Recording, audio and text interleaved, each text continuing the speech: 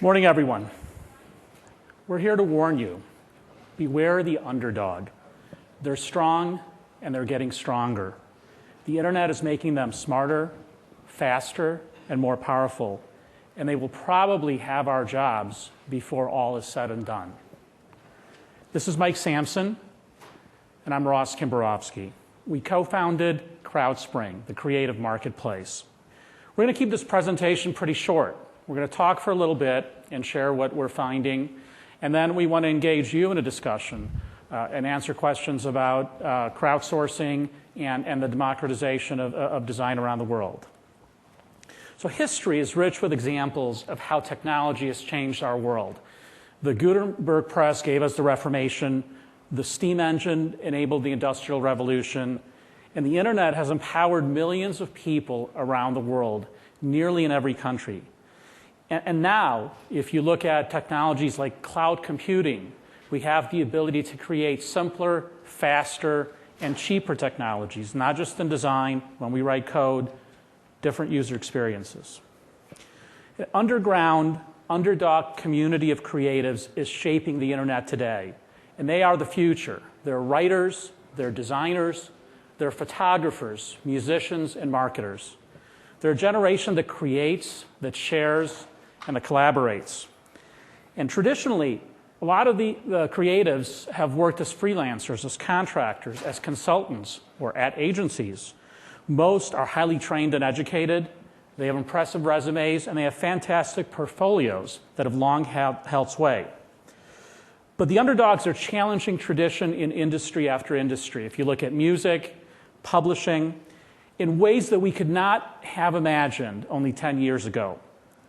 The old paradigm, which was gun for hire, has been turned upside down, and the old rules no longer apply. The internet has blurred the boundaries between what it means to be an amateur and a professional, and the underdogs are empowered and ready to take charge. It's nothing short of David battling Goliath.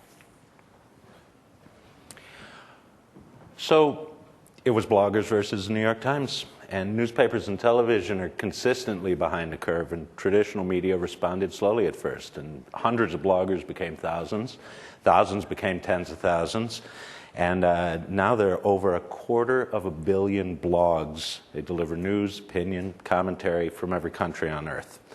And the traditional media gets it now. So the New York Times behaves like a blog today. And when they quote a source, it's as likely to be Daily Kos or the Drudge Report as it is to be a traditional media outlet. It was open source versus Microsoft. Programmers around the world collaborated to create Firefox, a new web browser. And the success of Firefox and other open source projects, Linux, MySQL, Apache, many others, has proven that creatives around the world are really a force to be reckoned with. And the old school incumbents took notice and have taken notice. The underdogs have the power to shake entire industries. People wanted to share music. A $12 billion industry was really shaken to its core. Napster was shut down, but it's been replaced. There's plenty others. There's Kazaa, BitTorrent sites. And the music industry is still trying to recover, still trying to find a model that works online. So the digital age changed the rules, and creativity is not captive to these old models any longer. And industries and professionals that don't get this will fail. And industries and professionals that accept this make the necessary adjustments and will evolve. So these underdogs lead the charge. They flex their muscles, they demand that the new world be shaped to meet their needs and their strengths, their paradigm, and they demand that a level playing field be created. They demand democratization. And they build virtual places where they can compete, they can learn, practice, communicate, collaborate, build community, and they build a world where training and education really become secondary to talent and skill. It's kind of an online nation, and Ross mentioned resumes and portfolios. Resumes and portfolios start to mean less and less, and at a point start to not matter. So the online communities are populated by these like-minded creative individuals, and they come from around the world. And they're powerful, the underdogs, because there's so many of them. So people and companies that can leverage this insight, they succeed. So Threadless is a great example. They empowered t-shirt designers versus a fashion industry. And really, it is tons of fun, and the world is flocked in to watch. iStock Photo, much the same, empowered digital photo hobbyists versus the professionals who lived on Getty Images. And the model for that industry has really changed. iTunes, too, empowered amateurs and garage bands versus big record labels and established musicians. And the big boys joined in. They had no choice. And it's the same empowerment, we think, that drives what we see as a democratization of the design industry. So it's underdogs versus creatives. It's underdog creatives versus the design industry incumbents. So CrowdSpring, we have a community of over 50,000 designers and writers. They come from over 170 countries. They've collectively submitted almost 800,000 individual entries to projects on the site in under 2 years. The AIGA is not thrilled. So right now, somewhere in their mom's basement or in an old garage, there's a couple of young kids. They're plotting how to destroy an industry. They'll figure out how to disrupt your world. They'll invent a new technology. They'll craft a new business model that will shake the assumptions about how that industry works. And they'll take the comfortable essence of an industry like the film industry or the music industry or the design industry, and they'll rattle the foundations and they'll crumble the barriers. So the incumbents, including those in the creative industries, they'll offer a lot of reasons why the underdogs will fail. They'll argue that the traditional way is the only way. They'll argue that only professionals, established professionals, can deliver great results for the clients. And they'll tell you that the underdogs could never compete. Then the incumbents will also tell you that the underdogs will have their work stolen, and that the fear of this will discourage the underdogs and stop them from competing. You know, it's an ever-present danger on the web, and the most innovative communities understand that to ensure that the playing field remains level, they must protect intellectual property. So iTunes limits free samples to 30 seconds. iStock Photo provides watermarking and multiple licensing schemes. CrowdSpring, we provide custom contracts and a robust violations reporting process. So then the incumbents will tell you that these upstarts have no guarantees that they'll be paid for their hard work. Well, guarantee? Since when do artists care about a guarantee? It's about a personal tolerance for risk. So they're risk takers, they're entrepreneurs, the underdogs. And they don't allow the risk to compromise their work. In fact, we see them working harder. They learn to write better, they learn to take better photos, they learn to craft better code, and they learn to better design. They scratch and claw and compete, and they rise to the challenge time after time, industry after industry. And they embrace risk like all true entrepreneurs. So in a traditional model, the institution takes on the risk. And since the beginning, we use Ford as built cars hoping that someone buys them. And by the way, Henry was a prototype of an entrepreneur. He built his first cars on spec. He had no idea if anybody was going to buy those cars. 20th Century Fox, since the beginning, they invest millions of dollars in a film before it's edited, scored, or marketed, and they haven't sold a single ticket. And again, the Jewish immigrants who built the movie industry from scratch were really entrepreneurial heroes. So risk takers like these two guys develop great software, and it challenges conventional thinking, and that's before a single customer has agreed to pay to use that software. And these new models turn designers into true entrepreneurs. Just like these guys, the underdogs will do the work, and they'll create a product before it's bought and before it's paid for. And they do this with their eyes open and their hearts exposed because they're creating not just for the money, but because they have a need to create. And this need really is nothing new for creative people in virtually any medium. So novelists write books before they have a publisher or even a whisper from a publisher. And painters stretch canvases. They fill them with paint long before they have gallery representation or a single commission. Musicians and bands, they spend hours in home-built studios, and they record their songs, and this is long before a record deal is in sight or even a hope of one exists. And designers, too, they create for the sake of creativity. And online, they share, they learn, they get better every day. They just create. They can't help it. And once they create, they want to share it with the world. And they look for platforms that allow them to do this. And they do. And ironically, the industry incumbents say this too is a problem. They say it'll create that all this creativity, all this creating will flood the market. It'll commoditize an industry. But we're not talking pork bellies, and we're not talking wheat. We're talking ideas and creativity, and that's something for which there can never be too large a supply. And the more ideas, the better. The best ideas are going to win out. So when you open the process to everyone, when you allow the amateur to compete with the professional, you don't get commoditized ideas, you get the best ideas, and they bubble to the top. So we've seen this through centuries, and often it comes in the form of a challenge prize or a design competition. This is the Tribune building in Chicago. This is the result of a design competition around the turn of the century. It started with a call for submissions. And really the greatest architects of the day submitted their own visions for this project. This was the winning design by Howells and Hood. The Sydney Opera House was a design competition. Jorn Utsen's design won that. The story goes that the crude drawings that he submitted didn't even meet the basic criteria for the competition, but frankly, he didn't care. And everybody knows the story of Maya Lin, I imagine. She's a 21-year-old undergraduate at the time. She won the competition to design the Vietnam Veterans Memorial. She's written that if the competition had not been blind and if the designs had been submitted by name instead of by number, that she never would have won.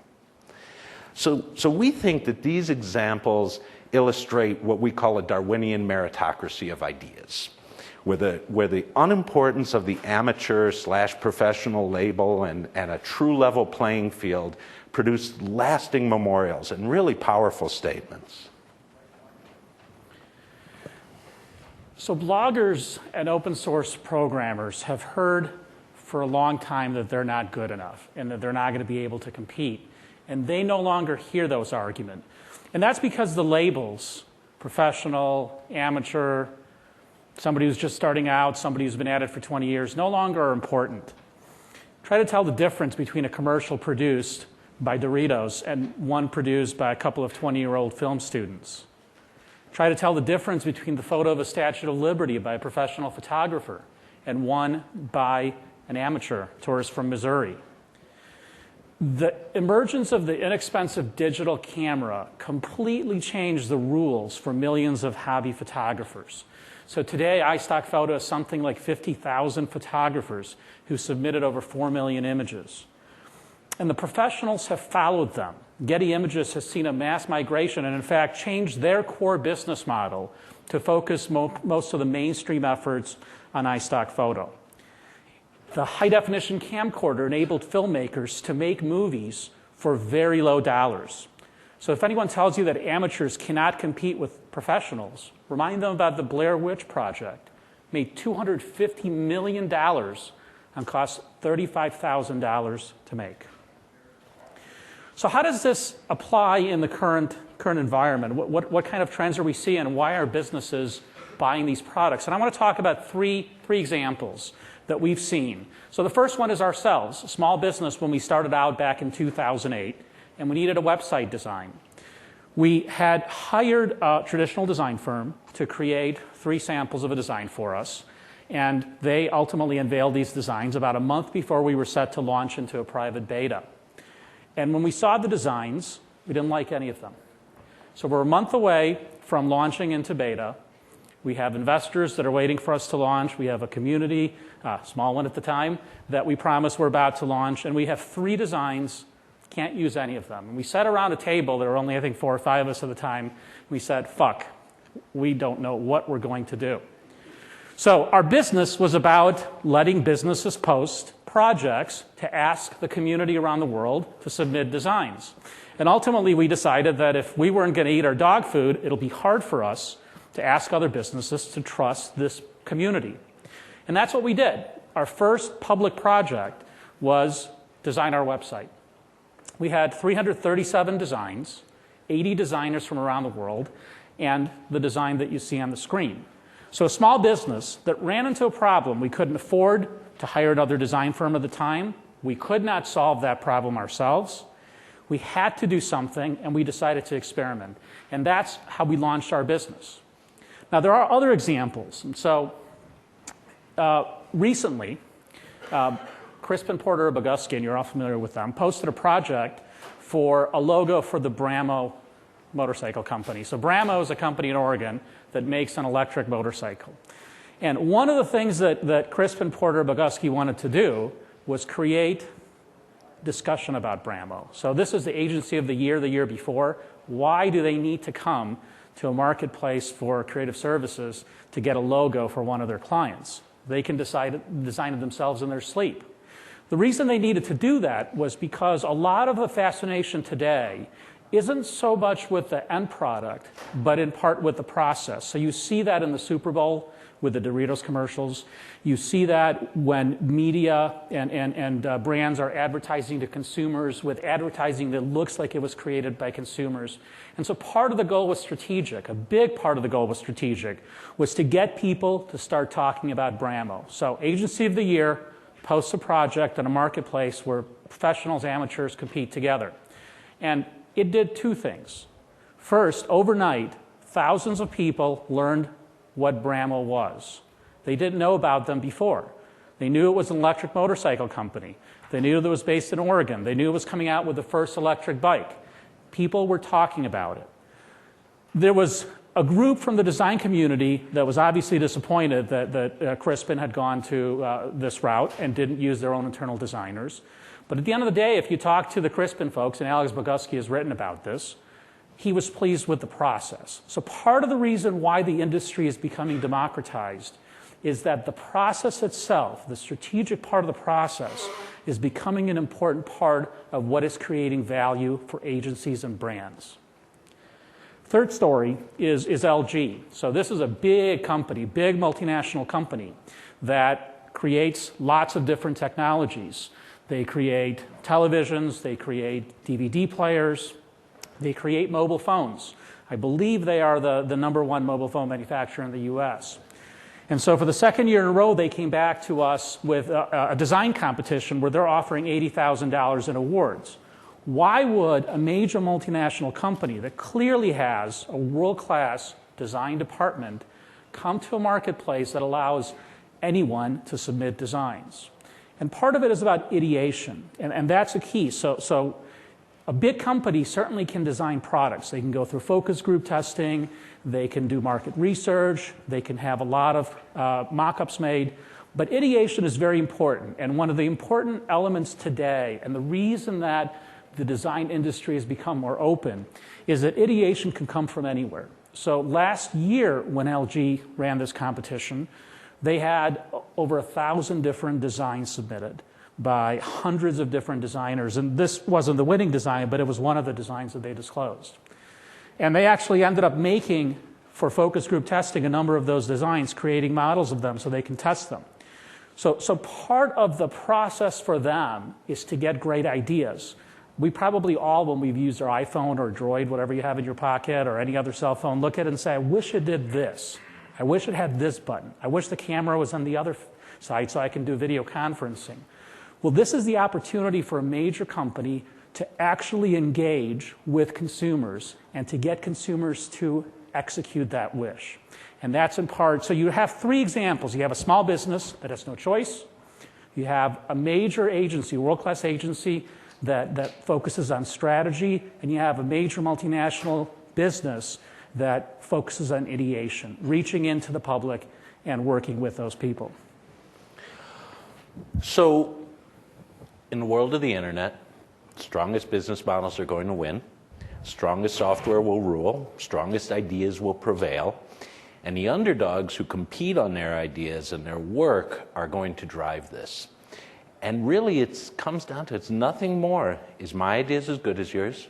Is my painting as vibrant? Is my photo as interesting? Is my poem as evocative? Is my design as good? And that's how Darwin would want it. So once more, there's this underground, underdog community of creatives. They live on the internet, writers, inventors, photographers, designers, musicians, marketers, all types. And they create, they share, they collaborate, and they connect more than any generation ever has, frankly. And we really celebrate them every day. So what we'd, just a reminder, even though it's early, what we'd like to do is open it up. I think we probably have a lot of professionals in the audience and probably a range of opinion. We always see a spectrum of opinion here. There is a microphone there, though I think the room's small enough we don't necessarily need to use it, but Al would probably appreciate if we did. And so we want to open it up to questions and comments and debate. And who out there?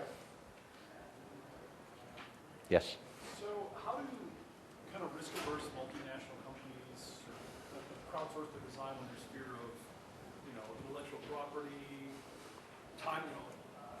short timelines, et cetera? How, you mentioned LG, and that's like a design competition from a single,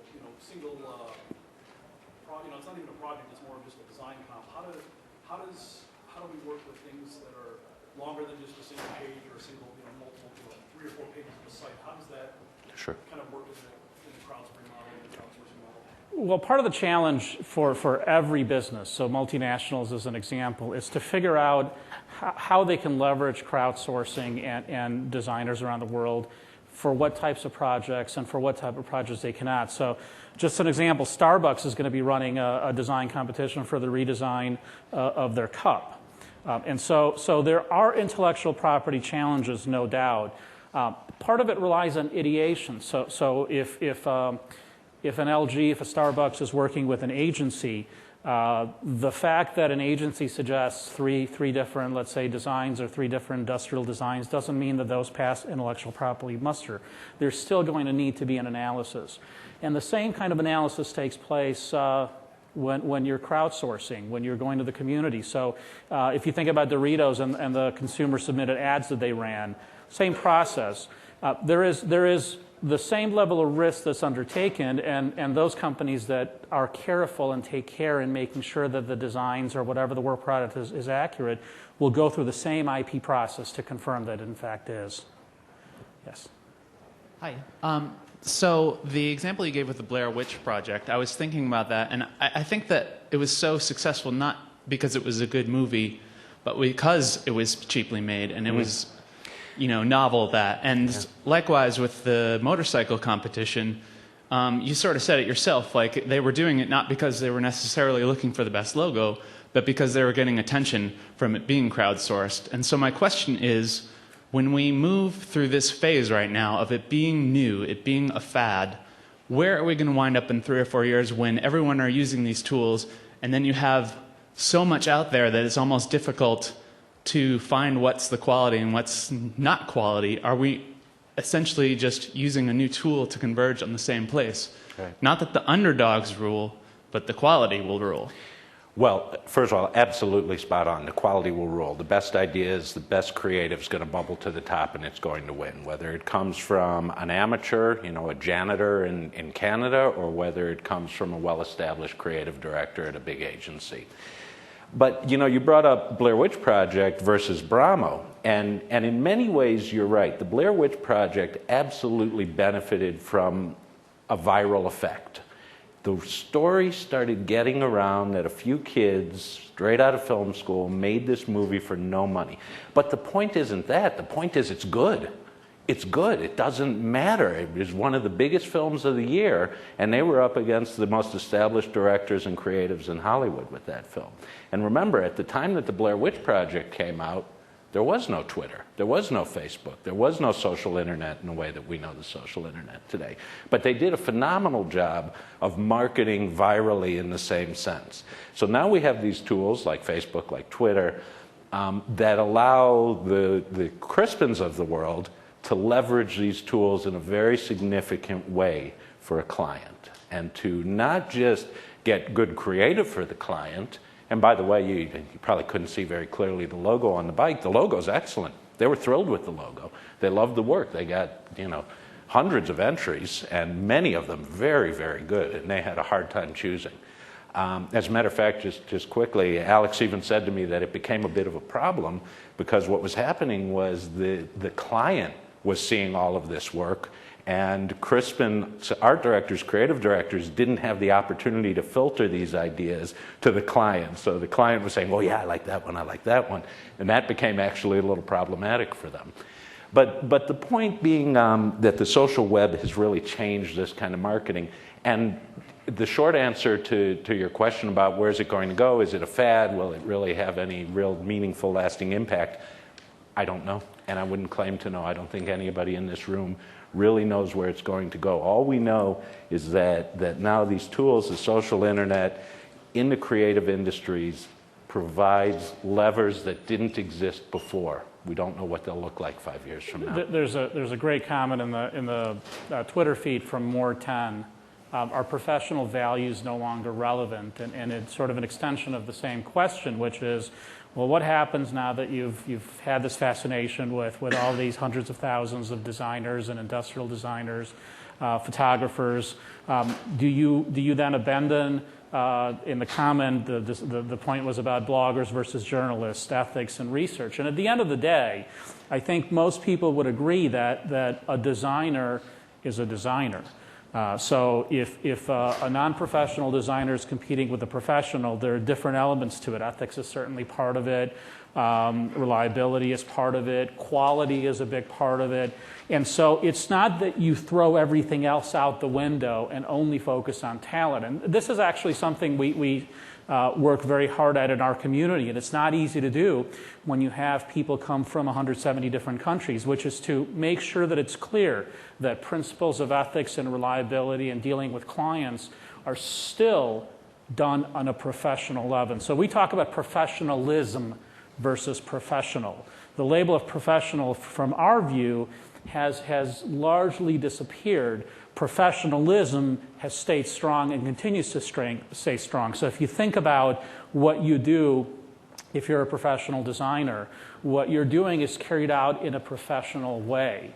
The fact that you have an art degree means that you're a designer, but we've all seen bad design created by people with art degrees and great design created by people with art degrees. So that distinction is one without a difference until you really get to the end result. Yes? What experience, you talked about 170 different countries, what experience do you have with internationalization, localization? How does this democratized process, how is it influenced by language barriers and it seems like there's a lot of issues that arise around that? There are, and the more complex the process, the more challenging that becomes. So in a relatively simple process, and we can use logos or naming projects in writing as examples, it's fairly simple. The communication can be fairly basic, and someone with even minimal English, because our site, for instance, is all in English, can still participate and still be successful. But there comes a point where communication becomes critical, particularly in a more complex process. So we're looking forward to, for instance, video and motion graphics, where obviously it's a much more complicated process. And communication becomes even more important, communication between the provider and the buyer, or the designer and the client. Not only do the best ideas win, the best explanations of those ideas win. So the better that a designer or creative can do in explaining why this is a good idea, why this logo works, why they designed it the way they did, the more likely they are to be successful. And so there are some language barriers, there are some communication barriers, and localization is a problem that will be addressed over time and needs attention. Yes. Do you ever have situations where you have say, a professional who might say, I've got this great design for this, this project, but they're not really ready for this. They can't handle this, what I'm thinking about. It's so using the let's say the anonymous route that perhaps you offer. They kind of go underground and produce this idea that they have, and then that kind of percolates up. You're saying it's like the best idea.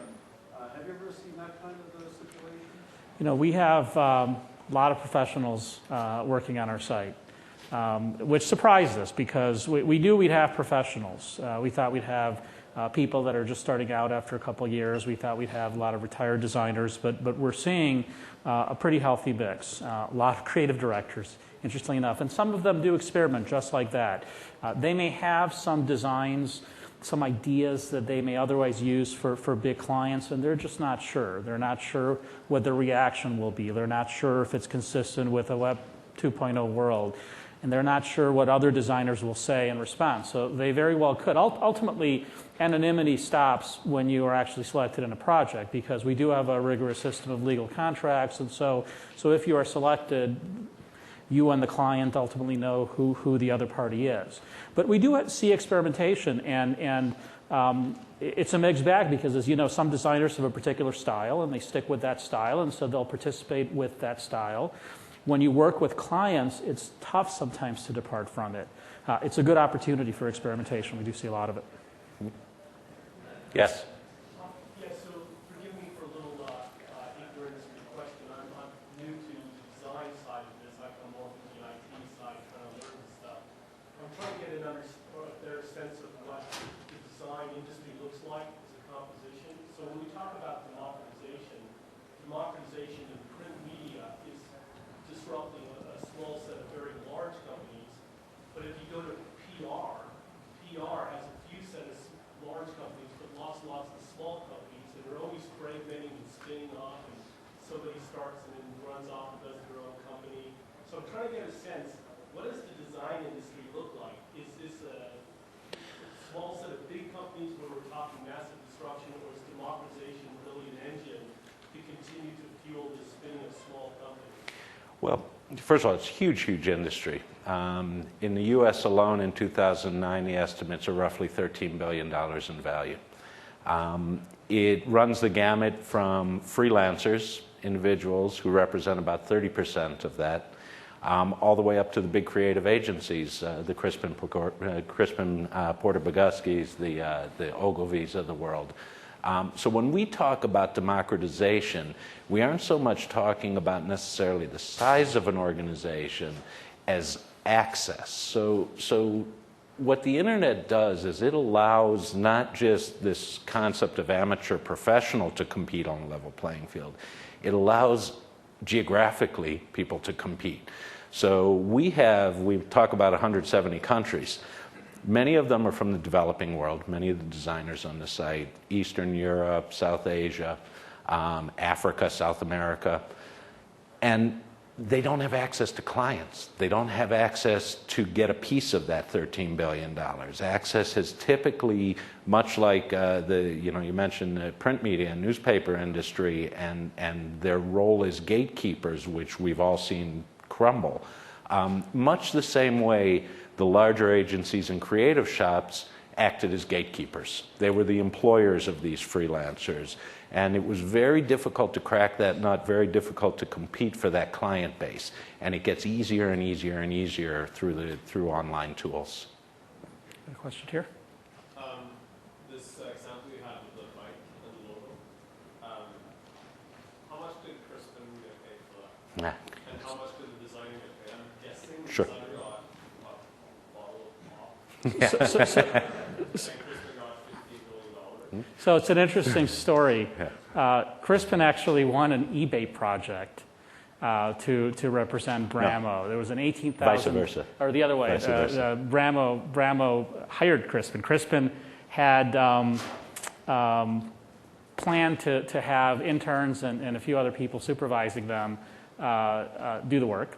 And so Bramo bought this eBay product for $18,000. Crispin offered, I think, $1,500 for the logo.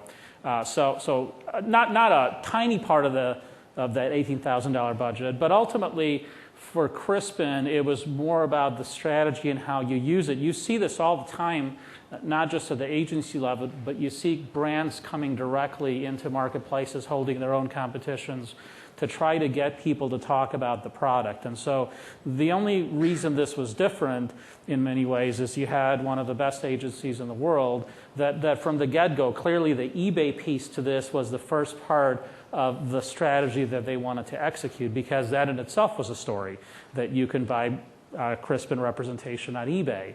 And then the way they executed after that continued to tell that story. So the amounts are not huge given traditional costs of logo design. They are not insignificant, though, given what we see in our marketplace. So logo projects will typically go in the $300, $400, $500 range, and they're not for the Bramos of the world. They're not for the Crispins of the world. They're for small businesses. They're for small stores, startup companies that don't have big budgets. So these are not companies that will turn to traditional designers. These are not companies that are going to hire Ogilvy. These are companies that would traditionally have looked at templates in a book. So if they walk into an Office Max and say, can you give me a logo? And Office Max will say, here's a book of templates. Pick one, we'll print your name on it, and you have a logo. So this is an option for them that creates more of a custom look than they would have had before and gives them a leg up. There's another factor at work here. So Ross talks about, when Ross talks about small businesses, this is really who we built it for. We didn't build it for Crispins and Brahmos and LGs, though we're thrilled to have them. We built it for the plumber store in the neighborhood and the local restaurant and the little startup with $0, because this is a huge, huge piece of the market that's never had access to high-quality custom design or to high-quality designers. And so this platform does give that access. But there is something else, and I'm going to drill down to your question, to the essence of the question. So what we hear a lot is that this process, this access, this democratization devalues, that it pushes the price down of design. And to a certain extent, that's true. There's no doubt about it. I'm not an economist. I did study it a little. I think everybody in here understands the supply-demand curve. When all of a sudden the world is opened up, supply outstrips demand, and prices go down. And that happens in industry after industry and after industry. It was much, much cheaper for Gutenberg to print a Bible than it was to hire all the monks up at the monastery to scribe it out over weeks and months and years. And the same thing happens with any technological change. The supply and demand balance shifts, and the economics of it shift along with that. Sad but true. Yeah, let me add one point, go back to the localization question before, because there's one other trend that may be relevant to the work that you do. How many of you work at companies that have offices around the world outside of just the U.S.? So about half of you. So there's a trend that we're seeing in our marketplace and in other places where businesses and agencies are starting to leverage crowdsourcing, the fact that designers are available everywhere internally rather than externally. And that's an important point and sort of deals with localization. If you think about how organizations are generally structured, generally offices compete with one another even though they're part of the same company. Generally, offices don't share a lot of intelligence. They certainly don't share knowledge because you rarely talk, if you're a designer, to designers in your Barcelona office or in your London office. You rarely talk to creative directors outside of your group or developers there. And part of the problem with sharing knowledge and creating a better product is that there are not tools are not available. So you can pick up the phone, you can send an email, but those tools are archaic and don't work. And so we've actually had some agencies experiment with our site, crowdsourcing internally from the agency, from their own groups of employees for ideation of ideas. So for example, if they're going to pitch a particular client, normally you'd have your local group get together and talk about that pitch. What if you can get 5,000 people in your agency distributed around the world to do that? If you're a brand and you need marketing ideas to launch a product, and you typically meet with your 10 product managers or your marketing department, what if you can get all of your offices around the world to talk about it? Because you can synchronize the message across the world. You can find the cultural barriers to make sure that a message in the US isn't going to be misperceived in Mexico or in Japan. You can get great ideas from another marketplace that may have seen similar things or not do the things that have already failed in marketplaces elsewhere. And so it's a great opportunity to leverage this model and the fact that you have people now around the world in different ways that are not yet being done broadly. Yeah. Other questions, comments? Have you guys seen Strata.com? What is it called? Strata.com. No, what is No. Strata.com? It's a startup from Vancouver. Like the description is create fully branded user-generated content, contests or interactive promotion in less time than involved, whatever. It's basically what you guys do, except it's competition-based, like actual contest-based. And they crowdsource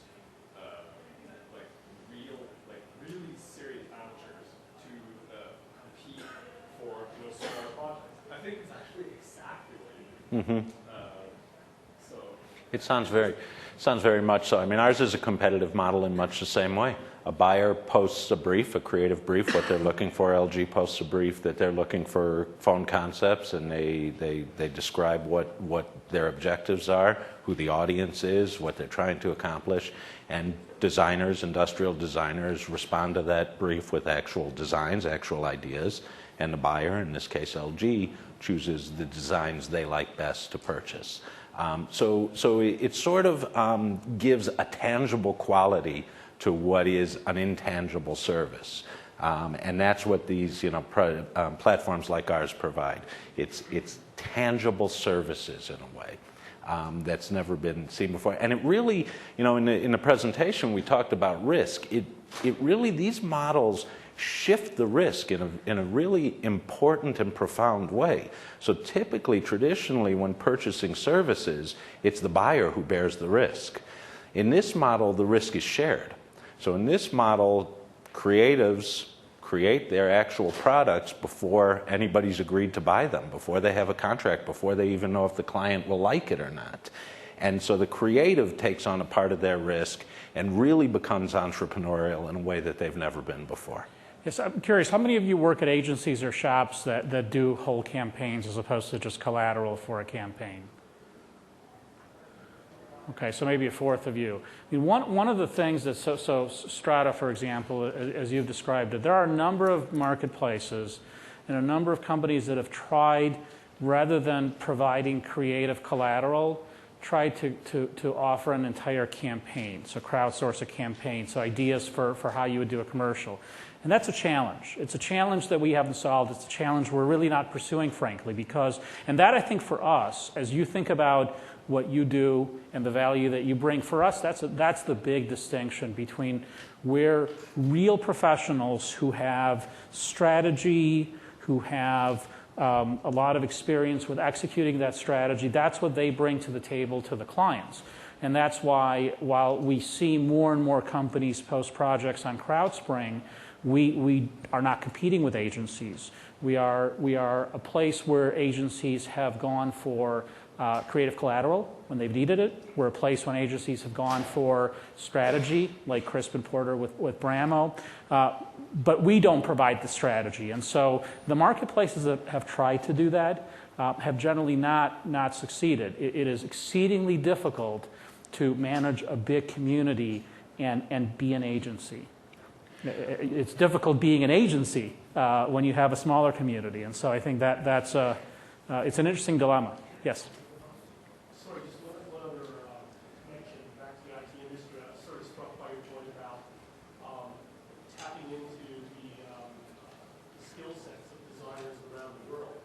Do you think that the design industry will be facing similar challenges the IT industry faced with low-cost programmers in places like India, Eastern Europe, Yes. Eastern Europe, Philippines, and drawing the overall, creating a price pressure in countries like the U.S.? Well, that's absolutely right, and that's what I was referring to in the discussion about the supply-demand curve in this case, and open source coding and coders from around the world having access via the internet to projects and work indeed did push the price down. But then we saw leveling, and we actually saw it move back up, and it wasn't so much, so for instance in India, 10 years ago, as I understand, at least 10 years ago in India, you could hire coders for really a fraction of what the same skill level coders would cost you in the States.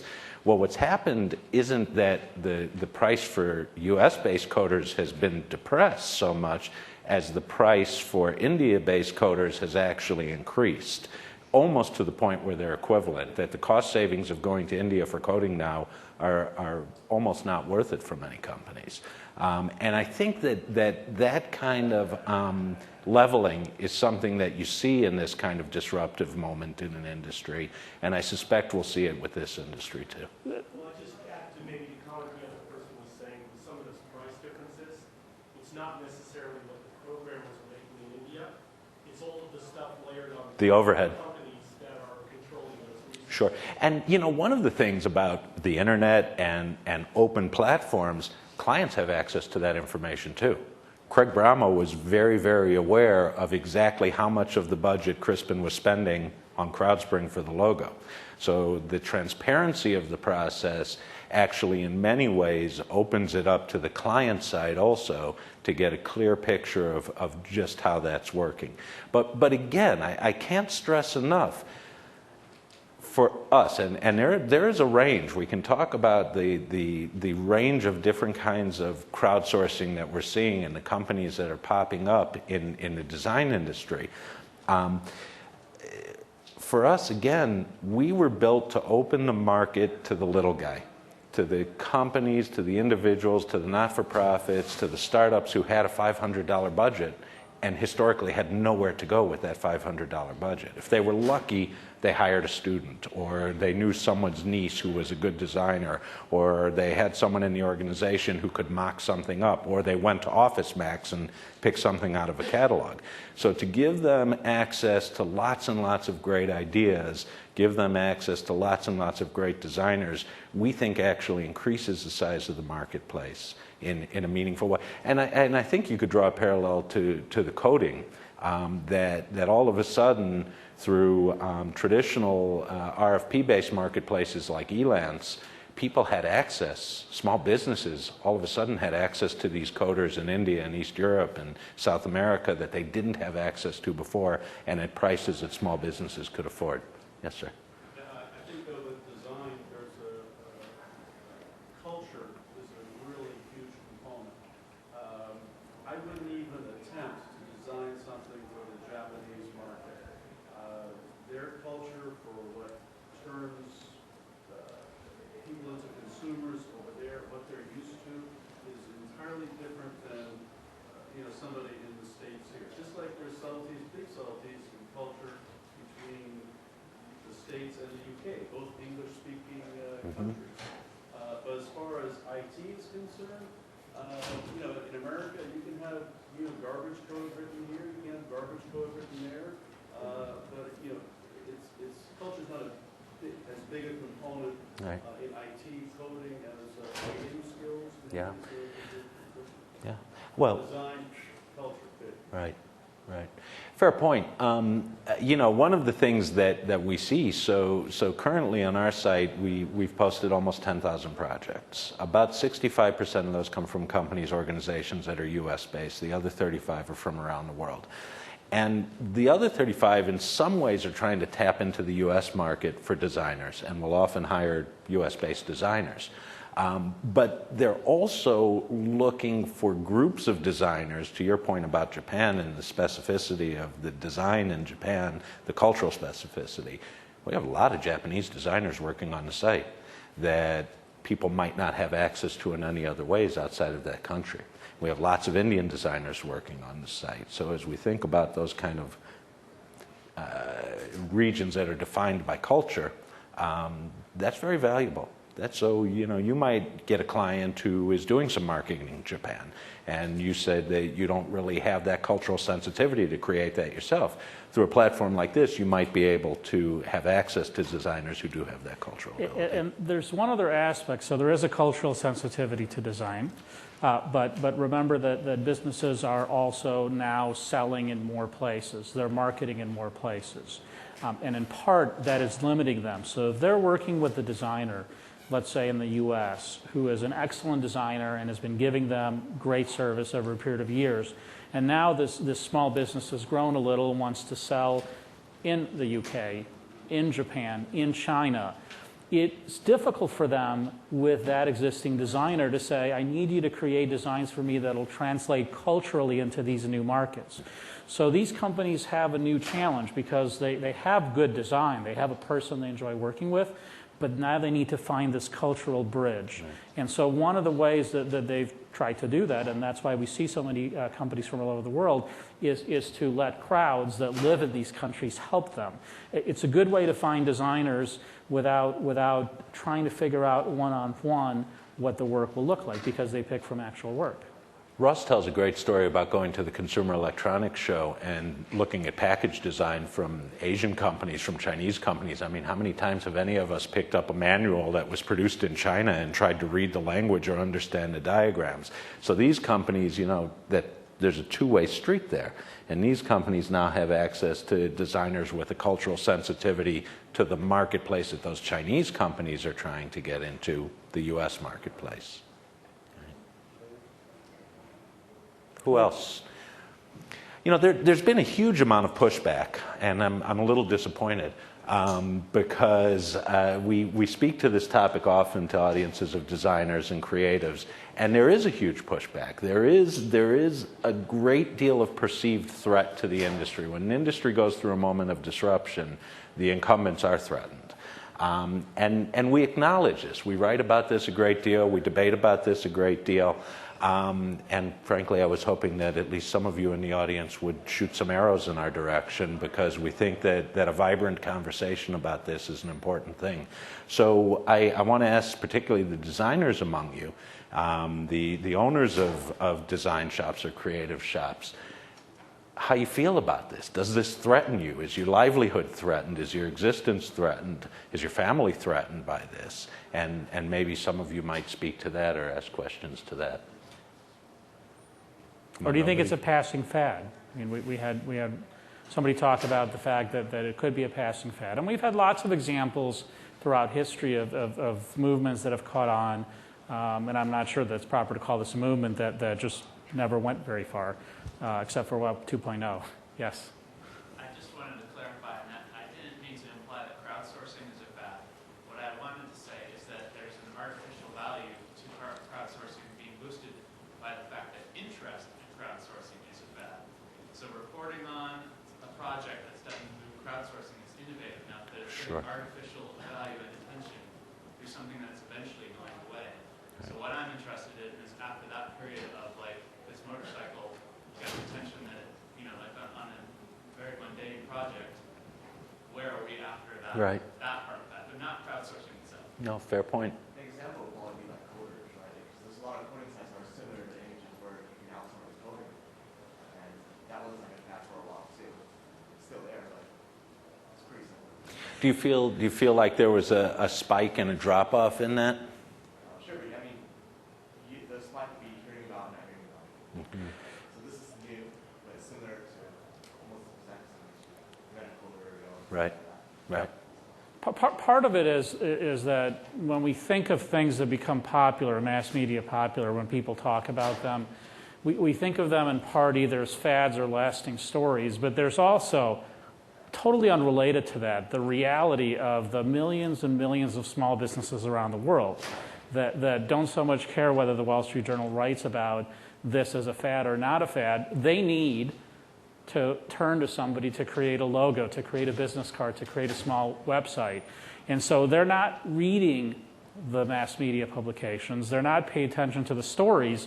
They see this just as an example. So even in the case of the sites that are created to, let's say, convert designs to HTML, and there are lots of them.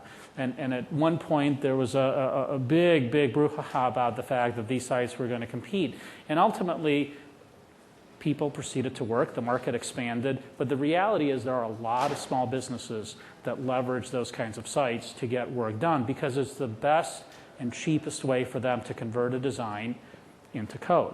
So I mean, to answer your question, you know, people shouldn't feel threatened. It's just another job industry. It's another industry. Yeah. Yeah, it's a good way to look at it. Yeah. There was someone in... I was just going to say that I think findability becomes an issue. It's like the internet; it's everywhere now. Once you guys grow, your competitors grow. There's a bunch of different ways to do it. How do you find the ideal match for you? Becomes an issue again. And the guy from Bing yesterday said that no matter how many results they return, the top result is always the one that's most clicked. The search engines of the day will have power. You know, it's a fair point. There's a difference if you look at the latest eye tracking studies that were just released in the last week for real-time search results in particular. You have sort of the first result is the one that has the most eye focus, and then a little bit on the second one, and only the first one on the right-hand side. And so that reality continues because as consumers, we've just been conditioned to read pages a certain way. But there's a difference between what you would get in a search result and what you rely on, and leveraging designers in a marketplace like ours. And the difference is that when a business comes to our marketplace and posts a project, they are picking from actual designs for their company. So if they need a new website, they post their creative brief, and the designers are actually mocking up what a website will look like. And so they're not so much picking the person with the resume, with the experience, they're picking the design itself. And ultimately, whatever design they think is the best is the one that they will pick. It doesn't mean that's the best design. It means that's the one they believe will work best for their business. Yep. What do you have? You spoke to the shared risk earlier. How does the business owner share that risk? It seems that the designers are the ones that are taking on all the risk because they're working on spec. So this is something that we struggle long and hard with and debate because the risk equation really is profoundly shifted. So what we, for instance, force the buyer to do is escrow the fees up front with us. We demand that they put the money down up front, and we guarantee that someone's going to be paid. So even though we offer the buyer a guarantee, someone is going to be paid in every single project on our site, no matter what happens. So that's the sense that they share the risk. But you're right, it really does put the great burden of risk on the provider in this case. Yeah. Got a question back there? I was just, as far as the idea of like if you're threatened with like a professional company threatened by this idea, I think the thing is, you know, you're always threatened by expanding competition. This is expanding your competition, you know, 100-fold. Yeah. The thing that's a little weird is, you know, you always hope that you have the best creative anyway, so theoretically you're always going to rise to the top no matter what, you know, I don't mean to come up against you. But I think that the issue is that's the scary thing is that you're creating a model that's sort of unsustainable in that if somebody's doing, for example, I do posters for a friend's business on the side for a tenth of my normal fee because he's a friend and I enjoy doing it. And I actually really enjoy doing it. And I would love to do that as my permanent job, but I know that would never be able, I'd never be able to actually live on that. You know, and everyone's like, when they find out what I do for them, now all of my friends want posters. And Can we talk to you after the... So the thing is, you're always going to find somebody that's willing to start and do a design that should be $3,000 for $500 because that, you know, they want to jump in and they want to get out there and get known. And you're only going to find, and that person might do it once or twice and then move on. You're only going to find somebody to backfill that. That's the threat. You know, it's the Doritos commercial that comes out and they say you made this for $13. When as a video professional, I look at that and go, no, they didn't. They had all their friends to do it for free, and that's what they did.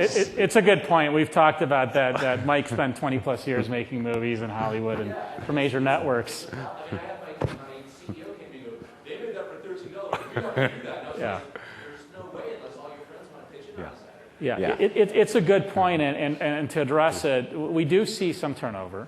So obviously, there are many different things, many different motivating factors that prompt people to try out marketplaces like ours and join communities. So the creative directors of the world who continue to surprise us by participating are there not to make $300.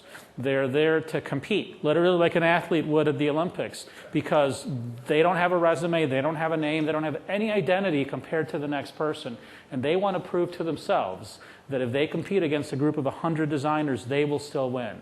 The designers are there to access a marketplace. So we've had disabled designers who live in small towns, who don't have clients that they can work for, can't travel to big cities, don't have or are not comfortable with Skype and other communication tools, that now have a way to work. We have designers overseas. A big chunk of our community is located overseas, who has now the opportunity to find clients, not just in the US, but in other places of the world. And so motivations are very different, but ultimately, if you think about the economics, if you're starting your own business, wherever you are, whatever country, whatever town, whatever kind of business, the first thing you're going to do is try to compete with your competition. You may underprice them, you may offer more, you're going to do the kinds of things that it takes to win. This is no different. There's one other thing. So I sat on a panel, and we're just about out of time, I'm sorry. I sat on a panel at Pratt Institute with a lot of industry professionals last week, very senior people for big agencies. And when a very similar question was asked, it was a two-part answer that was given. The first was, be really fucking good.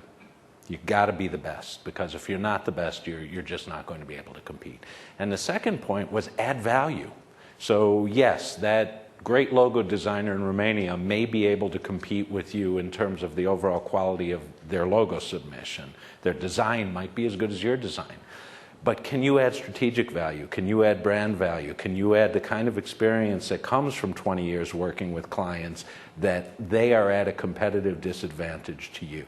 And that's the overall point. This is why, frankly, we say we will not kill the ad agencies. We cannot provide that value layer that great creative shops, that great branding designers, that great agencies can provide to clients. Do you think that that will ultimately mean that your client base will sort of fall back into your original focus? Right.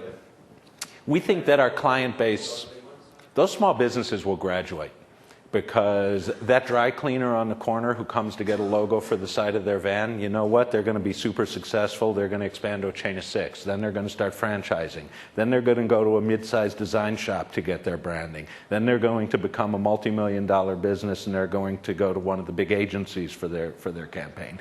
So we think that there is a constantly refreshing supply of small businesses at the bottom of the ladder, and the successful ones move up the ladder and graduate.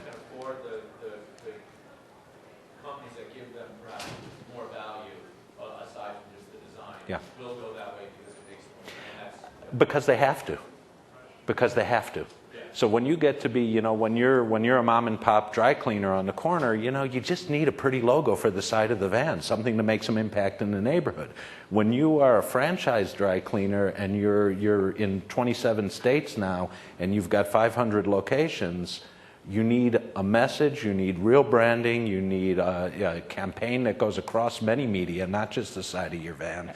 And that kind of strategy, that kind of branding skill does not come at the level that we work at. We already see that. We do firmly believe we're expanding the market, and we see some of our customers from a year and a half ago come back and ask us, hey, can you recommend a small business consultant or an agency, a small agency that could now help us with a further branding effort? And so we celebrate that. We already see that with our designers who have worked on the site for a year, have built a client book of 30 businesses, and have graduated effectively to work on that business without our marketplace. And we celebrate that because we see a very big market and a lot of opportunity for everybody, and we want to move these businesses upstream because we think that agencies, small and large, have a lot to offer that we cannot, and that's why we celebrate pushing people.